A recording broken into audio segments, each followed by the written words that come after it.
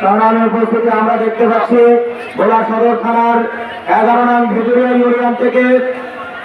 Union secretary ভাই হারুনুর রশিদের নেতৃত্বে একটি বিশাল মিছিল আসছে। আমরা মিছিলকারীদেরকে স্বাগত জানাই। নারায়ে তাকবীর, নারায়ে তাকবীর। মিছিলকারীদের আগমন, শুভেচ্ছা, স্বাগতম।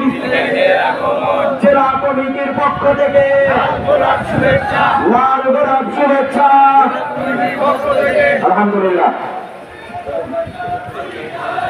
সম্মানিত সহযোদ্ধা বন্ধুগণ, আপনারা দেখেছেন সেই বিদ্যমান নির্বাচনের প্রেক্ষিতে আমরা যদি দেখেছি নির্বাচনের আগে যারা চরিত্রতার পোশাকে নিমজ্জিত ছিল, নির্বাচনের কয়েকদিন পরে তারা আঙ্কুর করে কলা আছে বিদেশে 1000 কোটি টাকার সাম্রাজ্য করে তুলেছে। কি বলেন ঠিক কিনা?